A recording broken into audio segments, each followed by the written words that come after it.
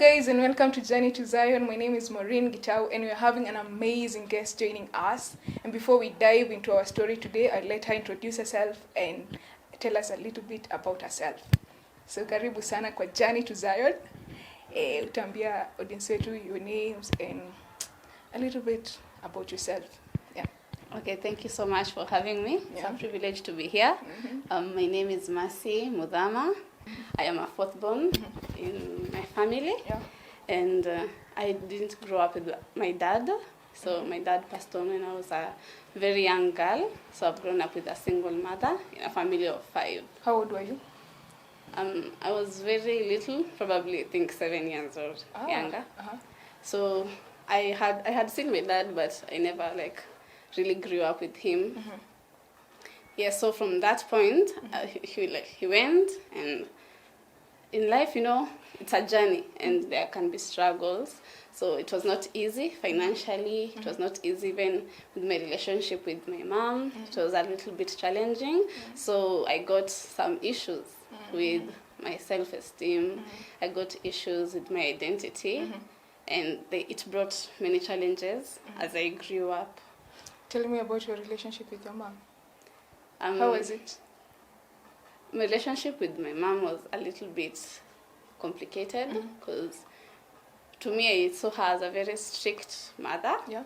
So I desired to be the best daughter. Kusema strict. Unajua kuna strictness ya kuchapwa, haufai kutoka kwa nyumba, haufai kufanya hivi. Yes. Curfews. Oh, you had curfews? Yes. Up to recently I've been having curfews. So yeah. So in the desire to also be a good daughter, you find yourself becoming maybe, I wouldn't say a pretender, but you try to portray that.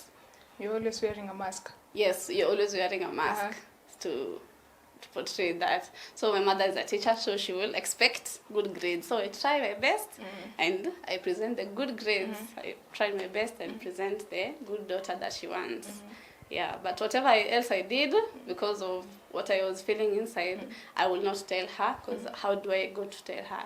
There was not that platform of expressing what I felt, or having that relationship, that closeness, or a friendship where you can go and say, this is what I'm going through. How do I process these emotions? I'm struggling here. So those are some of the challenges. Yeah. And having a strict mother, you find that she's telling you to do everything. Like everything is set, you don't have a voice. So you find that it is hard for you to create boundaries. You don't really know who you are, so you don't really know what your boundaries are with people. Yeah. I'm just curious to know what you're feeling inside that you couldn't tell your mom. I think even from growing up, I saw how she related with my elder siblings. Yeah, so that will tell me if she was an avenue, if it was an avenue of that environment. You have to create a certain environment for someone to feel comfortable to express something. Yeah, but later on, as I grew up, as I continued to know myself, I started now learning how to communicate with her, and now the relationship is much better than the way it was. Tell me about the challenges. Yeah, so from the challenges, I'm also curious to know what are these other things you're doing. Umesema ulikuwa una cover up, so I'm curious, hizi ni vitu gani you're doing behind the scenes? Yeah, so as I said, my dad passed on quite early, in my life. So I had really not formed my full personality. So I had experienced that fatherly love. So it was something that I knew exists from a man. Now I tried to look for that in people. So I wanted this acceptance, this unconditional acceptance that only, right now I know that it is only found in God, but I looked for it in people, I looked for it in friends, I looked for it in anywhere, just name it, that is. Just to feel loved. Yes, that connection. Humanity was meant we are made for connection. So if I don't have that connection and I'm not close to my mom, I will find someone to look to get connected with. Yeah, so it led me to getting in relationships and being promiscuous, especially towards the end of high school. Tell me about that. Yeah, so in high school, I wanted to be accepted. So I had friends. Peer pressure. So peer pressure in high school, it was a lot. Adolescent, you're going through a lot. You're still struggling because, you know, there's the financial struggles because you're 5 kids, we're all in school, so there's school fees, so there's a lot going on. So you don't even have that time, like, do you have time to think about the way you feel or to think about the way you'll go to school? So I had to deal with these emotions one way or another. So I got friends, I got in bad companies, I started having sex as a young person, which led to... In high school, Form 3. Yeah. So, like, when I started engaging, I happened to get pregnant. So, I'm in school, this has happened. So, I just go through the term, I finish the term. With the pregnancy? Yeah. Tell me, 3 months? Yes, I think it was 3 or 4 months in. Haikuwa noticed or... Haukuwa unajua? For me, I think I knew. You knew you were pregnant? Yeah, because now, you know, of course, the periods would come. Yeah. And also I felt... There's something. There's something. And what did that do to you? I just went through school. I don't think it really affected my studies. Because I just studied. It's like, it just happened. But now we closed school and I went to the guy responsible. And he was like, no, you have to go to school and finish your education. You're going to Form 4, you're going to do your KCSE, so you cannot go to school like this. So wait a minute. Yeah. All this time, haikushtui at all. It doesn't ring in your mind, whoa, I'm pregnant. It does. It does. And? So that, I was thinking, like, this person is responsible. He should not tell me what is going to happen. Next. Yeah. If you're going to keep it or what is going to happen. But I was afraid because now I didn't have the avenue or know how to communicate to my parents. Now I didn't know where to go. So I went to the guy. So he told me that you should go and remove the baby. So he looked for his friend and we went. She took me there and it happened. How old was he? The guy was much older, I think 4 years or 5 years older than I am. So I'm assuming he was about 22, 25, 24 there. Yeah. Yeah, so when it happened, now you know, growing up in a Christian family, you know that God is holy, God is righteous, is a judge, is powerful, and all that. So in the back of my mind, I'm like, wow, this is the worst sin that I could have possibly done. It is the worst. Was it the abortion or the sex or the drugs? Think the abortion. That is what, like, killed my soul, I would say. Because now, from even an outside perspective, like murder is seen as the worst type of crime you can commit, sin you can commit. So it is like the worst. You know, like from here, God cannot forgive me. I am just the worst sinner. I'm just the worst sinner. So I'm like, now that's just done and it's done. Let me just go to school. Because, see, my mom wants me to study. I just go study, give her good grades. Because even I can see, like, the struggle that we are going through, I cannot bring a child there. So it somehow made sense to me. But on this other side, I have now this guilt. I have this now shadow over me now following me. And my soul now is just dark. And I'm thinking I cannot go to God now. How can I even go to God? He's angry at me. Now I'm going to hell. That is just it. If this is the life I have, I just go through, go by, get by. Were you ever guilty? Yes, every single day. It was a guilt that you cannot explain. You know, it's the demonic kind of guilt. Now there's the guilt that will draw you to repentance, and then there's the guilt that will make you further into guilt, condemnation, now depression. Now that is the kind of guilt that I felt. So in order to suppress that, I went back to the same things. Really? Yeah. So it happened again. In with form? At the end of Form 4. It now happened again, and I got another abortion. So by that time, my soul was already like, I'm not going to hell. I'm going to hell already. So There's nothing less I can yeah. do. So my boundaries, I didn't have boundaries. Yeah. My soul was also. I would say that as a person, I was a good person, but deep inside, I was like, I don't know my boundaries. I don't know who I am. Like, I don't have a ground. I don't have a basis on what I stand for. My morals were just eroded because I was like, now, what else? What else is there to live for? No, this is the second abortion with the same guy. Yeah, so it happened again and again. Yeah, so it happened. What do you mean by again and again? Yes, the abortions. So by the time I didn't have the information about contraceptives or anything. Oh. Yeah. So when it happened, I was like, what? But now the last one that I had, and I was like, now I need to change something, because otherwise I may die. Zilikuwa ngapi kwanza? There were 5 in total.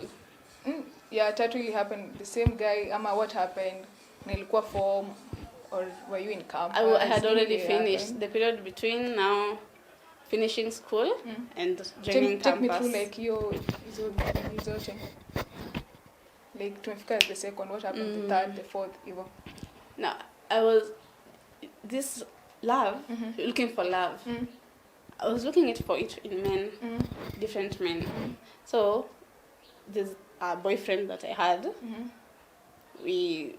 I was promiscuous again with him, and it happened, and he told me that he cannot take care of it. So it had to go. So take me through this third abortion. Ilikuwa ishaanza kuring kitu kwa akili yako, ilikuwa inakuaffect aje? At this time, did your mom knew you were going through all this? Your siblings, your friends? So at that time, I had moved out of home. I was not at home. I was living with a relative. Yeah.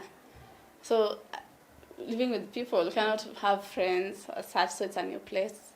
Then there's still the depression. So the only people I know was the boyfriend. So we did it again, because now, of course, when you meet, that's the only thing. Because this is the only thing that we want to nikubali. If I don't do this, this person will also leave me. So it also happened yet again, and I was like, no, God is not accepting me already because of what I have already done. So I just need this person to keep accepting me. So already should give up the idea that I had already God, given up on any idea of having a relationship with God. God accepting me. Even when I go to church, I'm just there. I'm just thinking like, these people wanajua kenye nimefanya kweli. So you used to go to church? Yeah, the relatives that I used to live with. So I used to go with them. But I never even had a relationship with God. It was not there because I didn't think it was possible for God to accept me with all that I had. I didn't think of God as having that capacity because He's a righteous God. He's holy. He will beat me. He'll just go to hell. You sin, go to hell. Yeah. Especially when you murder, you go to hell. Yeah. So there was always that darkness. And even after I went home now, before I joined campus, it also happened. And during campus, in my first year, it happened again. No, the fifth one. Yeah, the fifth one I was like, I just keep this one. So all through the fourth one, the third, I could affect anyway. No. The fourth one now, it happens and kama kawaida. Yeah. I'm not ready for this. I'm not ready for this. I've already been accepted for campus. I need to go to university. No, the fifth one happened when I was in university. And I was like, I don't know what happened, but my heart was softened a little bit. And I started going to the supermarkets, looking for baby's clothes and all that. Oh. Yes, I remember I bought some of those clothes. Just kept them. Yeah, so, but now the one responsible was like, now we're in school, we're still students, we cannot be parents, how will I take care of you? And it only made sense to do it again. So I was like, wow, okay. So this person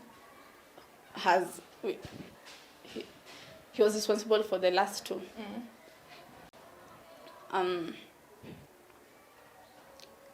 I thought that it will end up in marriage because we had long-term plans and such stuff. We will talk about that. And I thought he was a really nice guy. So I was like, oh, this might work. So let us just go through campus, finish, and then we now have a family. And I was like, oh, this will work. So, but deep inside me, there was still something. There was still something that I needed. There was something lacking. There was the guilt. There was also the shame about it, especially the shame. That is what... Did people know? Nobody knew apart from the men. Oh. And some of my friends, maybe one friend in high school. Yeah, but the other people didn't know. My family never knew anything. Yeah. So the darkness, the depression that just drives you. So whenever I thought about it, it was just bad.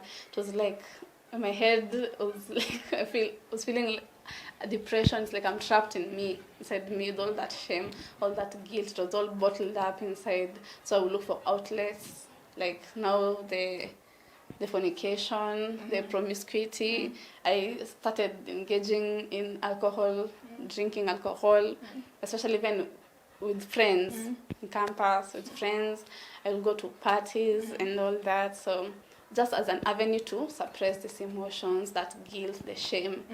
Yeah, so, and doing that just made my soul even worse and grow away and away from God, from thinking that God will ever accept me. Because now, on top of the abortions, now there's the drugs, now there's the promiscuity, there's all these things that are now, zinaongezeka too. What kind of drugs are you using? Alcohol. At some point, I smoked cigarette, weed. Yeah, so those were the main. Did it ever haunt you? Like, oh gosh, I've killed I don't know how many. Yes, it was a daily thought.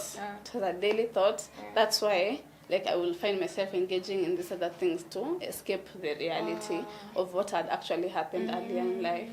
Yeah. So you're done with campus? Yes, I was done with the main part of campus now. Now coming into finishing my classes and graduating. Now that is the point where I started now, like, really, how do I say, really engaging in promiscuity and drugs. Now that is when it heightened. Why? Purpose. I didn't have a purpose. Now education was giving me purpose. Because I have something to do to keep me busy. Now it was keeping me busy. But now I'm here, I'm just out in the world. Nothing is, I'm doing nothing. So, and I don't mind the devil's workshop. And I cannot process my life because my life is a mess. So I just opt. And also the company that I kept was my classmates who are all, campus life is just drinking, going out drinking some more and that. So that is what happened. Would you say peer pressure played a major role in that? Yes, throughout. Ah. I would think throughout. Number one, they need to be accepted. So the companies that I joined, yeah. And now coming into campus, now it is even more. Because now the alcohol is available. Probably you have the money to do it and all that. Between now, when I finished campus, now the graduation, the first graduation I didn't graduate, so that is when, like, kind of God caught me. Yeah. Was trying to chase after me at that particular point. So it was like the height of being in the world, dunia. I used to drink a lot. I used to party a lot. It was like a lifestyle that I had adopted. Yeah. So even my family didn't know. It was just a thing that I do. Also, like this different person when you're at home and totally different person when you're in campus. Yeah. So my family will say maybe I will come with a drink, maybe one or two at home, but they will not know the extent to which I involve in that kind of a lifestyle. So they wouldn't know. Hakuuliza? No, when you see me with one drink, maybe a can or two, you won't think that this is bad. Or when I tell you, nimeenda out narudi kesho, you don't think that maybe I drink that day, tomorrow the other one. So sometimes I will, especially when I was in other cities doing my attachment because I've studied tourism. When I was in other cities, I would drink from probably Friday to Sunday night. And then Monday morning, I would just come home, shower, and then go to work. So it was like a lifestyle, and it was demonic because I was feeling like compelled because now I can't be with myself. I can't, I don't like who I am as a person. Now I will just dress up all the time and show up to parties and all that. Because that is what